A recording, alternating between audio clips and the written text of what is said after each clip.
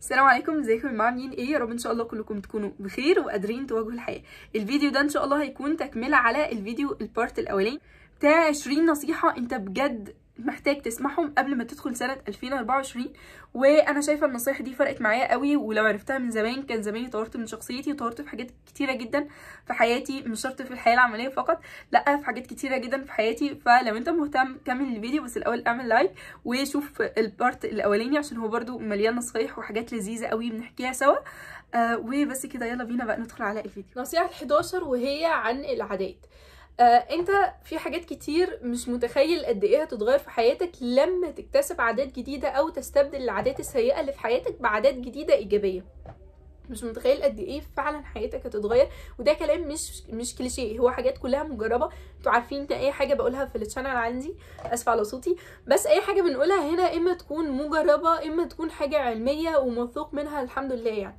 فحاول ان انت تدخل عادات جديده جوه حياتك، والعادات دي تكون ايجابيه. لو عايزين بقى تعرفوا ازاي تدخلوا عادات جديده ايجابيه وازاي ان انتوا تتابعوا نفسكم، العادات اصلا بتدخل بالتوازي ولا بالتوالي، هي عموما بتدخل بالتوالي يعني. فممكن تشوفوا الفيديو بتاع اكتساب العادات بتاعتي عشان هو بجد فيديو مهم قوي، ومهم قوي ان انت تدخل عادات جوه حياتك تكون ايجابيه. لان اصلا في حاجات كتير بتكون بنعملها لا اراديا، اللي هو انا بصحى بسكرول على الفون فبضيع 4-5 ساعات اول ما اصحى من النوم، لمجرد ان انا قررت لما اصحى من التليفون، او ما قررتش بقى، خلينا نقول بقت عاده عندنا ان انت تصحى من الفون تصحى قصدي من النوم تمسك الفون بتاعك.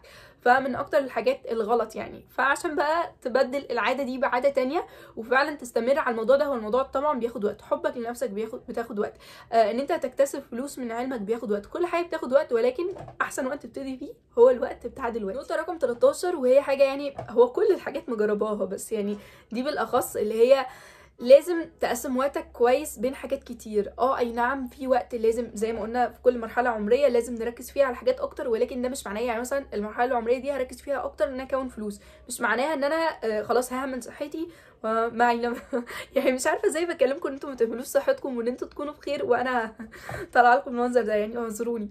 المهم ان انت لازم تعمل كل حاجه يعني مع بعض قدر المستطاع، ولكن بنسب، مش تهمل الحاجات دي خالص. بمعنى انا مثلا كنت بشتغل كتير قوي، كنت بشتغل اكتر من 12 ساعه الحمد لله الحمد لله يعني، ولكن اهملت في صحتي، فصحتي دلوقتي تدهورت اكتر لاني انا اهملت فيها لما تعبت تعب صغير، فالموضوع تدهور اكتر وما رحتش لدكتور واهملت في نفسي. تاني حاجه، لما بتفضل تشتغل تشتغل تشتغل وما تستمتعش وما تحطش وقت بريك وما تحطش وقت فراغ لنفسك فيه على الاقل، وتطور من سعادتك كده واستمتاعك بالحياه شويه، لما تحطش وقت لده صدقني انت بتوصل لمرحله من المراحل انا وصلت لها وسمعت عن كذا حد وصل لها، اللي هي اسمها استنزافك من الشغل. اللي هو انا حرفيا كنت واصل لمرحله يعني جالي كده يعني من بعد فتره كبيره من الشغل كنت حاسه ان انا مش قادره اشوف اي نوتيفيكيشن على الواتس عشان كنت بشتغل ريموتلي. كانت اي نوتيفيكيشن بتجيلي كنت بتعب نفسيا بعدها. كنت عايزه ان انا يعني اصحى من النوم في يوم الاقي نفسي مش بشتغل مثلا، رغم ان الشغل نعمه وكل ده، بس علشان انا ما اديتش وقت للراحه حسيت ان انا مستنزفه جدا. والمرحله دي كذا حد اتكلم عنها يعني مش انا لوحدي، هي حاجه حرفيا يعني صعب ان انت توصل لها، هي حاجه اصلا يعني في الثورس ثيرابي يعني وكده مسمينها تقريبا استنزاف الشغل او حاجه زي كده، مش عارفه الصراحه. كان دوبا ميكافيين كان بيتكلم عنها قبل كده ان هو برضو وصل للمرحله دي، ودي من الحاجات اللي طمنتني شويه، ان انت لما بتلاقي حد تعبان نفس التعب اللي انت وصلت له بتحس ان انت مستريح نفسيا شويه، عشان يعني خلاص حد مر بالتجربه بتاعتك دي وتعافى منها. لان انا كنت مفكره نفسي ان انا خلاص ان انا مثلا مش عايزه اشتغل تاني او كده، ولكن الموضوع ما طلعش كده، الموضوع ان انت طلعتي استنزفتي نفسك كتير. يعني انا كنت مثلا بشتغل 12 ساعه وانا ورايا امتحان الصبح تاني يوم فاينل، فبركز مثلا بس 4 ساعات مذاكره للفاينل وباقي اليوم شغل وشغل كبير. فكانت مرحله يعني مش افضل حاجه عشان ما كنتش بدي لنفسي وقت للراحه. لا، قسم وقتك، يعني ادي نفسك وقت للراحه وادي نفسك شغل وادي نفسك وقت للعلم وادي نفسك وقت مع اهلك، علشان لازم برضو ان احنا نصل رحمنا. نقطه رقم 14 وهي لازم تتكلم مع نفسك. مش قادره اقول لكم قد ايه النقطه دي مهمه، وكل النقط مهمه بس يعني النقطه دي بجد مهمه قوي، ان انت لما تتكلم مع نفسك لازم تعرف ان انت مش ملاك، يعني احنا كلنا بني ادمين ومش ملاك، اوكي؟ فانا ممكن يجيلي شعور ناحيه زميلتي، مثلا ممكن واحده تشوف نهال مثلا نجحت في حاجه معينه، فيجي لها شعور مثلا اللي هو هي ليه بتوصل وانا ما بوصلش، او هو ليه صاحبي ده بينجح وانا ما بنجحش، رغم ان صاحبك ده ما بياخدش اي حاجه من رزقك، رغم ان صاحبك ده بجد كويس معاك وشخص طيب وكويس. اتكلم مع نفسك، قول لها ان هي غلطانه في المشاعر الوحشه اللي جات لها من الشيطان دي، واحنا مش ملاك، اكيد بيجي لنا مشاعر وحشه، بس لازم تتكلم مع نفسك ولازم تراجعها اول باول، ومش بس في النفسيه والمشاعر الوحشه اللي ممكن يكون جابها لك الشيطان، لا، لكن كمان في كل حاجه بقى. يعني مثلا اتكلم مع نفسي، والله انت عملتي حاجه غلط النهارده، والله انت مقصره في شغلك بقالك كذا يوم، والله انت مش عارفه ايه، لا لازم تعتذري للناس دي. وحته كمان الاعتذار والاعتراف بالغلط، اللي هو احنا كلنا بنغلط، احنا فعلا مش ملاك، احنا كلنا بنغلط. فلما تغلط او لما تلاقي حتى نفسك في نقاش مش صح، خلاص تقبل الرأي الاخر واشكره ان هو فادك من علمه. ولو انت غلطت في حاجه معينه اعتذر، احنا كلنا بنغلط، فاعتذر عادي، اعتذر ان انت، واعترف بغلطك كمان. يا جماعه انا اسف جدا، انا غلطت في الموقف ده وانا اسف، يعني خلاص انا اسف، وان شاء الله هحاول اطور من شخصيتي ومن نفسي. وواعد نفسك ان انت تحاول تطور منها، لان احنا كلنا محتاجين نطور من نفسنا طول الوقت اصلا. نقطه رقم 15، اتحكم في الفلوس اللي معاك قدر المستطاع. يعني اعمل خطط لكل حاجه، من ضمن الحاجات دي اعمل بلان للفلوس بتاعتك، اتعلم عن الفلوس اكتر، اتعلم ازاي تتحكم في فلوسك اكتر، وتعلم ازاي توجهها مهما كانت صغيره، اتعلم ازاي تدير الفلوس بتاعتك اكتر، لان يعني خاصة في الأيام اللي احنا فيها دي انت محتاج تتعلم عن الفلوس أكتر، ومحتاج ازاي تتعامل معاها أكتر. وكمان حتة التعامل مع الفلوس دي، أنا من الناس اللي ما كنتش بعرف خالص أتكلم مثلا في الشغل مثلا عن الفلوس وعن مرتبي وعن مش عارفة ايه، وبحس ان هي طب تمام عادي وانا مش محتاجة لده مثلا او مش عارفة ايه، فخلاص تمام. لا، اتعلم ازاي تتكلم عن حقك وعن فلوسك وعن الكلام ده كله، لأن احنا أكيد بنشتغل عشان نجيب فلوس، ودي مش حاجه تعيبه خالص ان انت تشتغل عشان تجيب فلوس. لا، اتعلم ان انت تكون حد غني اصلا، دي حاجه كويسه مش وحشه، عشان احنا واخدين فيدباك عن الفلوس كده ان هو لا، والناس الاغنياء دول ناس اشرار. مين قال؟ يعني مين قال ان الناس الاغنياء لازم يكونوا ناس اشرار؟ في منهم اشرار، وفي الفقراء ناس اشرار عادي، فاهمين؟ الفكره كلها في الشخص ذات نفسه. فحاول تكون من الناس اللي معاهم فلوس وتكون طيب عادي يعني، وبتود الناس وبتحاول تساعد قدر المستطاع، يعني تكون مؤمن من المؤمنين الاقوياء. فتعلم ازاي تتحكم في فلوسك، اتعلم ازاي تكون فلوس اصلا، اتعلم ازاي تتكلم عن حقك وعن الفلوس اللي انت محتاجها نتيجه الشغل اللي انت عملته بدون احراج، عشان احنا ما عندناش الثقافه دي في المجتمع، وانا اكتر واحده ما عنديش الثقافه دي. انا عمري ما اتكلمت في فلوس عند حد في حاجه او مش عارفه ايه، وبحس انه لا، وبتحرج موت لا. لما لقيت بقى اتعاملت في الشغل اكتر مع ناس اكتر ولقيتهم بيتكلموا، فبدات ان انا كمان احس الموضوع عادي، انا بس اللي كنت مكبره الموضوع يعني. نقطه رقم 16، العلاقات لا جدال ان هي بتاثر فينا وفي نفسيتنا، والناس اللي حوالينا كده كده بيأثروا فينا. قد ايه انت ممكن تكون شخص قادر ان انت كلام الناس ما يأثرش فيك، وان انت شخصيه قد ايه قويه ومش عارفه ايه، بس كده كده هم بيأثروا فيك، كده كده بيخلوك تكتسب عادات جديده غصب عنك. فلاحظ علاقاتك مع الناس، لاحظ مين الناس اللي انت بتدخلهم حياتك اصلا. ولو في علاقات معينه انت حاسس ان هي توكسيك، او حاسس ان خلاص الناس دي مسببه لك بجد اذى نفسي، او بيجروك، او صحبه مثلا سوء بيجروك لحاجات اسوأ في علاقتك مع ربنا، وفي علاقتك مع اهلك، في علاقتك مع نفسك وتفكيرك مع نفسك، لان حتى يعني برضو من الحاجات بتاعه العادات، حتى تفكيرك دي هي عادات انت خلقتها لنفسك. لاحظ علاقاتك مع نفسك ومع ربنا ومع الناس المحيطه بيك، لان دي من اهم الحاجات اللي هتاثر عليك، وبجد بتاثر. يعني الناس بتقول لا وانا علاقات ما بتاثرش عليا، والله بتاثر. يعني حتى احنا في الدين، المرء على دين خليله، ليه؟ علشان الصاحب بيأثر عليك وانت مش واخد بالك، وبيخليك تكتسب عادات لا اراديه انت مش واخد بالك اصلا منها. نقطه رقم 17، وانتوا بجد لو وصلتوا في الفيديو لحد هنا فانتوا ابطال، شكرا ليكم وعايش جدا. يعني انتوا من الناس اللي هو القليلين قوي.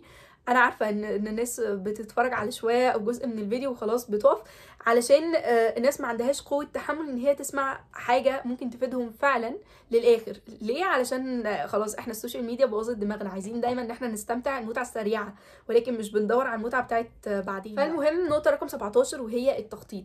التخطيط من اهم الحاجات. وفي ناس بتقول خطط ربنا احسن ومش عارفه ايه وما تخططوش.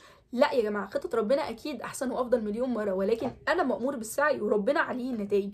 فانا مأمور ان انا اعمل خطط واعمل بلانز كتيره، هي خطط هي بلانز بس ما علينا، لنفسي ولحياتي، واشوف اصلا مستقبلي كمان 4-5 سنين هيكون عامل ازاي. لازم اعمل تصور لحياتي، لازم اعمل خطط علشان توصلني للاهداف دي. حد مثلا عارف خلاص هو هيوصل لانهي نقطه بس ما حطش السلالم اللي هيوصل ليها للنقطه الكبيره اللي هو عايز يوصل لها دي، هيوصل برضو مش هيقدر.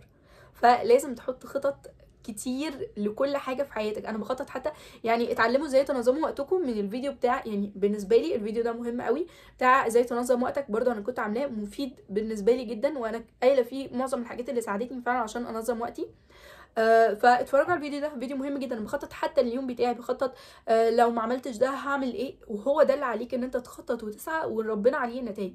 فخطط ربنا اكيد احلى، ولكن لازم اخطط لحياتي. نقطه رقم 18 وهي مهمه موت، حاسه ان كل نقطه هقعد اقول لكم بقى مهمه موت مهمه موت. المهم هي اتعلم ازاي تكون مبسوط لوحدك. يعني هي النقطه دي خاصه بالبنات كمان اكتر. احنا كبنات قد ايه مثلا لو صحابنا ما كانوش هيخرجوا معانا، ولو اللي خاطبها ما كلمهاش النهارده او مش عارفه ايه، حقيقي بتحس ان هي مش قادره خلاص تعيش، وده حاجه غلط. انا لازم اتعلم اكون مبسوطه لوحدي، لازم اتعلم ازاي اخرج مع نفسي لوحدي تماما. وانا عامله فلوج ازاي تخرج مع نفسك وتكون مبسوط اكتر عادي، يوم لوحدي عادي. وبدات اصلا احب الموضوع، بحب اتمشى لوحدي اكتر. واحنا مش عايشين، يعني مش جاي هنا اقول لك ابقى وحيد، لا، في فرق كبير بين انك تبقى وحيد، ده غلط، لان احنا اتخلقنا في مجموعات، وحبك للناس حاجه لذيذه قوي، الناس تحبك حاجه جميله. ولكن انا لازم اتعلم ازاي اكون لوحدي كويس، واعرف ان لو انا ما قررتش ان انا اكون مبسوط لنفسي محدش هيقومني من ده. مهما كانت العلاقات اللي جنبي جميله، انا لو ما قررتش اكون سعيد مفيش حد هيجي يقدر يساعدني، مفيش حد هيجي يقدر يساعدني كمان. يعني الناس اللي عايزه تساعدني مهما قالوا لك قوم وذاكر ومش عارفه ايه، انت لو قررتش ان انت عايز تذاكر خلاص هتفتح الكتاب وتعمل نفسك بتذاكر وخلاص. مهما كان الناس اللي حواليك بيحبوك وبيقدروك، انت لو ما قدرتش قيمه نفسك خلاص. فحاول تبقى لوحدك مبسوط. ده انا عارفه ان هو بياخد وقت، ولكن صدقني لما توصل للمرحله دي هتحس ان انت مبسوط قوي ولوحدك عادي. فاهمين؟ علشان لو حصل لك اي دروب، سبت اصدقائك، سبت مش عارفه ايه، انا كده كده مبسوط لوحدي اصلا. فهي نقطه مهمه قوي على المدى البعيد، ممكن تكونوا يعني تستفيدوا بيها.